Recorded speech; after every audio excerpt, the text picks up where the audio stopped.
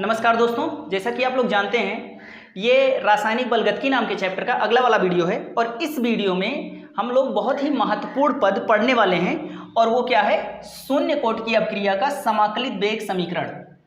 अब शून्य कोट की अपक्रिया, ये कोट क्या होता है इसके पहले वाले वीडियो में हम लोग पढ़ चुके हैं और इसके पहले वाले वीडियो में हम लोगों ने किसी अपक्रिया का वेग निकालना दो तरीके से सीखा था। अब उन दोनों तरीके से जो फार्मूला निकला था उन दोनों फार्मूले को मैंने यहाँ पर बराबर कर दिया है। अब करना क्या है, ये आर क्या है, आर माने होता है रिएक्टेंट मतलब अभिकारक, मतलब जो अपक्रिया करेंगे, और पी माने प्रोडक्ट मतलब उत्पाद, अपक्रिया होने के बाद जो बनेगा। तो जैसे जैसे अपक्रिया आगे बढ़ती है हमारा अभिकारक घटता जाता है और उत्पाद की मात्रा बढ़ती जाती है। अब देखिए ये दोनों अपक्रिया का वेग है, इसमें समान चीजें एक तरफ कर लेना है हमें। तो सबसे पहले तो हम ये करते हैं कि शून्य कोट की अपक्रिया मतलब n बराबर हमें जीरो लेना है। n बराबर क्या लेना है, जीरो लेना है। तो n बराबर शून्य रख दीजिए, मतलब शून्य कोट की अपक्रिया है तो n बराबर जीरो ले लेंगे क्योंकि n ही क्या है, अपक्रिया की कोटि है। तो रख दीजिए, माइनस की जगह पर माइनस हो गया d और R कोष्टक में लिखा है तो R माने होता है रिएक्टेंट मतलब अभिकारक और कोष्टक लगा है इसका मतलब सांद्रता है, कोष्टक सांद्रता को प्रदर्शित करता है, बटे dt बराबर K और R का घात n की जगह पर क्या रख दिया, जीरो। अब किसी भी चीज का घात जीरो होता है तो उसका वैल्यू 1 हो जाता है और इसका वैल्यू 1 हो गया तो 1 का k में गुणा करने से k पर कोई फर्क नहीं पड़ेगा। अब देखिए क्या करेंगे, ये समझ लीजिए यहाँ पर केवल k बचा क्योंकि इसका मान तो 1 हो गया, 1 का गुणा हुआ तो केवल k बचेगा। अब देखिए माइनस का dt उधर भेज दीजिए तो होगा क्या, माइनस का dt इधर आ गया तो इधर माइनस का k हो गया, देखिए k तो पहले से था, ये माइनस भी इधर आ गया और dt भी इधर आ गया और इधर क्या बचा फिर d और r। अब दोनों तरफ का हमें समाकलन कर देना है क्योंकि समाकलित वेग समीकरण हम लोग निकालना चाहते हैं। तो लिख देते हैं दोनों तरफ का समाकलन करने पर, दोनों तरफ का समाकलन करके देख लेते हैं भाई। तो इधर का समाकलन करेंगे लेफ्ट हैंड साइड का तो d और r ये हो गया बराबर, और दूसरे साइड का भी समाकलन कर दीजिए तो माइनस का k dt ये हो गया। अब देखिए इसके लिमिट क्या लेंगे, तो लिमिट क्या लेंगे, तो सांद्रता कहाँ से कहाँ तक परिवर्तित होती है, ये r क्या है, सांद्रता है, तो यहाँ पर लेना है सांद्रता की लिमिट। तो मान लेते हैं कि इसकी प्रारंभिक सांद्रता थी r0, जब टाइम जीरो था तो जीरो टाइम पर सांद्रता r0 थी और t टाइम पर सांद्रता rt हो गया। तो इसलिए लिमिट क्या लिए, जो पहले था उसे लोअर लिमिट लेना है और जो बाद में टाइम हुआ उसे बाद में लेना है। अब देखिए इधर तो dt है ना, इधर तो समय है तो समय के साथ में समय की लिमिट ले लिए और इधर सांद्रता थी, सांद्रता के साथ में सांद्रता का समय ले लिए। मैं यहाँ पर लिख देता हूँ कि कौन सी चीज़ क्या है, तो यहाँ लिख देते हैं। तो RT क्या है, जिसे ये t बराबर जीरो यानी समय जीरो पर सांद्रता क्या है, मैंने मान लिया है R0 है, और t बराबर t पर यानी t समय पर हमारी जो सांद्रता है वो क्या हो गई है, RT हो गई है। तो लोअर लिमिट हमें लेना है जो पहले था, तो इस प्रकार से ले ली लिमिट। अब हमें इसका समाकलन करना है तो यहाँ पर हम लोग देखते हैं कि समाकलन क्या होगा। तो देखिए dr का समाकलन क्या होगा, तो समाकलन का भी सूत्र यहीं पर देख लीजिए। देखिए किसी भी चीज का dx का समाकलन क्या होता है, केवल x होता है, dx का समाकलन क्या होता है, x होता है। तो ऐसे dr का समाकलन क्या होगा, केवल और केवल r होगा। तो dr का समाकलन हो गया केवल r, और ये अपर लिमिट और लोअर लिमिट को ऐसे लिख देंगे इस तरह से, बराबर की जगह पर बराबर लगाएंगे। यहां पर देखिए माइनस का k ये कांस्टेंट है और कांस्टेंट का हम लोग समाकलन नहीं करते तो माइनस का k बाहर आ गया समाकलन, और t जीरो और यहां पर हो गया dt। अब देखिए इधर क्या होगा, इधर r की जगह पर rt एक बार लिख दीजिए। देखिए जो यहां पर लिखा रहे इसकी जगह पर पहले अपर लिमिट लगाते हैं, फिर माइनस का चिन्ह लगाते हैं, फिर इसकी जगह पर लोअर लिमिट लिखते हैं तो r0। एक बार इसकी जगह पर इसको लिखिए, फिर माइनस का चिन्ह लगाइए, फिर लोअर लिमिट को लिख दीजिए, बराबर लगा कि इधर भी वही काम करेंगे। तो माइनस का k तो बाहर पहले से है और डी टी का समाकलन क्या होगा, केवल और केवल टी होगा, केवल और केवल टी होगा। और फिर ऊपर है अपर लिमिट टी है और लोअर लिमिट 0 है। अब इधर देखिए आर टी की जगह पर आर टी माइनस R0 बराबर माइनस का के, और अब इस टी की जगह पर एक बार अपर लिमिट लिखिए और इस टी की जगह पर एक बार लोअर लिमिट लिखिए। तो टी की जगह पर अपर लिमिट भी टी है तो टी ही हो गया, माइनस इस टी की जगह पर लोअर लिमिट लिखिए 0। तो कुल मिला जुला के आ गया माइनस का के, और टी में से 0 घटेगा कुछ होगा नहीं। तो देखिए इधर क्या बचा, माइनस का के टी, माइनस का के टी, और R0 उधर जाएगा तो प्लस में हो जाएगा R0। R0 को मान लीजिए उधर भेजें तो प्लस का R0, और इधर क्या हो गया RT। यही आपका शून्य कोटि की अपक्रिया का समाकलित वेग समीकरण हो गया। यही आपके अपक्रिया का समाकलित वेग समीकरण हो गया। ठीक बात है। अब इसका हम लोग ग्राफ खींच लेते हैं। अब इसका ग्राफ खींचते हैं तो ग्राफ कैसे खींचेंगे, तो देखिए जैसे मान लीजिए इसका ग्राफ हमें खींचना है तो ग्राफ कैसे खींचते हैं, तो आप लोग y बराबर mx प्लस सी का ग्राफ खींच कर देखे होंगे कभी ना कभी। y बराबर mx प्लस सी का ग्राफ खींच कर देखे होंगे। तो y बराबर mx प्लस सी का ग्राफ कैसे खींचते हैं, y बराबर mx प्लस सी का ग्राफ ऐसे बनता है, जैसे मान लीजिए इस तरह से बनता है अगर m प्लस में है तो, और अगर m माइनस में है, अगर m माइनस में है तो ग्राफ कैसे बनता है, ऐसे बनता है, उल्टा आता है। तो हम लोग इसकी तुलना इससे करवा लेते हैं। तो देखिए y की जगह पर हमारे फार्मूले में क्या आया है, RT आया है। देखिए y की जगह पर क्या आया है, RT, बराबर की जगह पर बराबर, माइनस की जगह पर माइनस है, और k की जगह पर, m की जगह पर k है, और x की जगह पर t प्लस R0। तो देख लीजिए y बराबर माइनस mx प्लस सी के जैसा सेम टू सेम हमारा फार्मूला आया है, तो उसी के जैसा इसका ग्राफ भी होगा, और ग्राफ इस तरह से होगा। ठीक बात है, जैसे यहाँ पर क्या होगा R0, और इस तरह से हमारा ग्राफ बनेगा। अब इसमें कुछ लोग थोड़ा सा और कर लेते हैं, जैसे लिख लेते हैं प्रारंभिक सांद्रता को इस्माइलिये से दर्शा लेते हैं। तो चलिए उसे भी करके देख लेते हैं। जैसे मान लीजिए यही हो गया, लेकिन फिर भी कुछ लोग इससे आगे भी कैलकुलेट करते हैं। कहते हैं कि प्रारंभिक सांद्रता इस्माइलिये के बराबर है, इस्माइलिये मोल प्रति लीटर है, और बाद की सांद्रता यानी टी समय बाद, टी समय बाद जो सांद्रता है जिसको हमने RT से दर्शा रखा है, मान लीजिए वो हो गया ये माइनस यक्स। ये माइनस यक्स मतलब देखिए पहले सांद्रता था ये, और टी समय बाद यक्स मोल जो अभिकारक था वो उत्पाद में बदल गया, यानी यक्स सांद्रता कम हो गया अभिकारक का। तो इस मान को यहाँ पर रख के भी हम लोग निकाल सकते हैं। तो चलिए देख लेते हैं इस मान पर भी। तो देखिए RT की जगह पर क्या लिख देंगे, ये माइनस यक्स, RT की जगह पर क्या लिखेंगे, ये माइनस यक्स, और बराबर माइनस का KT प्लस R0 की जगह पर क्या लिखेंगे, इस्माइलिये। अब इसको कैलकुलेट कर लीजिए तो ये आएगा इधर, तो ये माइनस यक्स इधर पहले से है, और ये के आगे प्लस है, इधर आ गया तो माइनस ये हो गया, और बराबर का हो गया माइनस KT। अब देखिए ये से ये कट गया और ये बचा माइनस यक्स, तो हो गया माइनस यक्स बराबर माइनस का K इंटू टी। अब देखिए माइनस का T इधर भेज दीजिए तो K बराबर हो जाएगा, माइनस का यक्स इधर है और माइनस का T इधर आ गया, माइनस का T इधर आ गया। अब माइनस से माइनस कट गया तो K बराबर आ गया यक्स बटे T, और यही हमारा क्या हो गया, शून्य कोटि की अपक्रिया का समाकलित वेग समीकरण। कुछ लोग इसे मानते हैं, तो इसे भी आप लोग समाकलित वेग समीकरण कह सकते हैं, इसको भी कह सकते हैं। आप लोग स्क्रीनशॉट लीजिए। चलिए अब हम लोग समझते हैं प्रथम कोटि की अपक्रिया का समाकलित वेग समीकरण। अब प्रथम कोटि की अपक्रिया का है तो इस्माइलियन की जगह पर हम 1 मान लेंगे, इस्माइलियन की जगह पर क्या मान लेंगे 1, क्योंकि प्रथम कोटि की अपक्रिया का है। जब शून्य कोटि की अपक्रिया का था तो n बराबर 0 मान लिए थे। तो चलिए अब रख देते हैं मान, तो माइनस की जगह पर माइनस लिखिए, dr,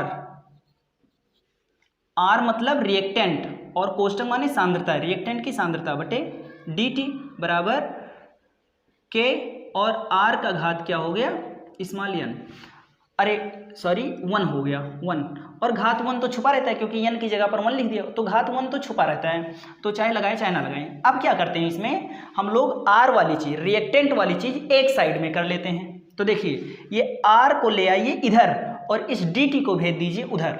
अब देखिए बराबर k की जगह पर k है और dt माइनस के साथ उधर चला जाएगा, माइनस के साथ जाएगा, ध्यान में रखना। तो माइनस का k और dt हो गया और इधर क्या बचेगा dr और ये r नीचे आ जाएगा। तो मैंने क्या किया, माइनस के साथ dt को उधर भेज दिया तो माइनस का k dt हो गया और r इधर आ गया। अब दोनों तरफ का समाकलन करने पर तो लिखते हैं भाई, इधर का समाकलन करते हैं dr बटे r बराबर, इधर का भी समाकलन करते हैं माइनस का k dt। अब समाकलन की लिमिट क्या लेंगे, तो समाकलन की लिमिट वैसे ही लेंगे जिसे शून्य कोटि की अवक्रिया में लिए थे, सेम टू सेम। मान लीजिए t बराबर 0, यानी प्रारंभिक समय पर जो सांद्रता है वो सांद्रता कितनी है r0 है, और t बराबर t समय पर यानी t समय बाद जो सांद्रता हो जाती है वो क्या हो जाती है RT। तो t समय बाद सांद्रता ये है और प्रारंभिक सांद्रता ये है। t बराबर 0 माने शून्य समय पर सांद्रता ये है। तो लिमिट कहाँ से कहाँ तक लेंगे, समय के लिए। देखिए यहाँ पर t लिखा है तो t की जगह t की लिमिट लीजिए। तो लिमिट कहाँ से कहाँ तक लेंगे, 0 समय से t समय तक। और जब 0 समय था तो सांद्रता कितनी थी, R0 थी और बाद में कितनी हो गई, RT हो गया। तो ये हो गया। अब चलिए इसका समाकलन करते हैं। तो देखिए dr और नीचे भी r है, तो आप लोग जानते होंगे कि अगर समाकलन करते हैं dx बटे x का तो इसका मान क्या होता है, log ex। समाकलन dx अपान x का क्या होता है, log ex। यानी अगर dx ऊपर है और वही चीज़ नीचे भी है तो इसका log ex समाकलन हो जाता है। तो ऐसे dr बटे r का समाकलन क्या होगा, तो समाकलन क्या होगा, तो ये हो जाएगा log e और कैपिटल R और अपर लिमिट लोअर लिमिट लिख लीजिए। तो क्या है, RT है और R 0 है, बराबर लगाइए। यहाँ से माइनस के बाहर आ जाएगा क्योंकि माइनस की क्या है, कांस्टेंट है और कांस्टेंट का समाकलन नहीं होता। और जब माइनस के बाहर आ गया तो केवल dt बचा और dt का समाकलन होगा केवल और केवल t और इसका अपर लिमिट होगा t और नीचे का क्या है 0। अब लिमिट लगा दीजिए इसका। तो देखिए लिमिट कैसे लगाते हैं, इस r की जगह पर एक बार rt लिख लीजिए और इस r की जगह पर एक बार r0 लिख दीजिए और दोनों को माइनस कर दीजिए। तो क्या हो जाएगा, log e और RT। एक बार r की जगह पर RT लिख दिए, माइनस का चिन्ह लगाया और एक बार इस r की जगह पर R0 लिख दीजिए। तो log e R0। तो ये हो गया। बराबर की जगह पर बराबर लगाइए,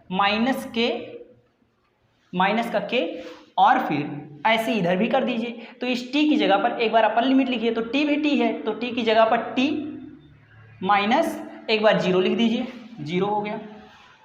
तो निकल कर क्या आया, निकल कर ये आया कि log e RT minus log e R0 बराबर माइनस का k और t में से 0 घट गया तो t बचा।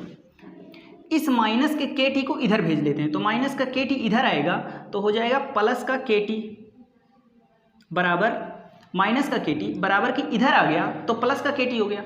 और log e R0 के आगे माइनस है, उधर जाएगा तो हो जाएगा log e R0, ये प्लस में हो गया क्योंकि माइनस में था, उधर गया तो प्लस हो गया।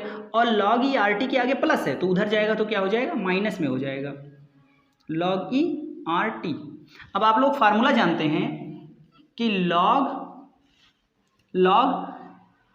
x माइनस log y ये बराबर होता है log x बटे y, ये होता है। तो इस फार्मूले से देखिए log x minus log y, तो कोई चीज़ माइनस में हो तो इसे बटे में लिख सकते हैं। तो देखिए kt की जगह पर kt ही लिखा रहने दीजिए, बराबर इसको लिख सकते हैं log e और R0 बटे RT, R0 बटे RT हो गया। अब देखिए एक फार्मूला और देखिए, log e को हम तब तक सॉल्व नहीं कर सकते जब तक भर log 10 में इसे नहीं बदल लेते। और log e को log 10 में बदलने का फार्मूला आप लोग देख लीजिए। तो log e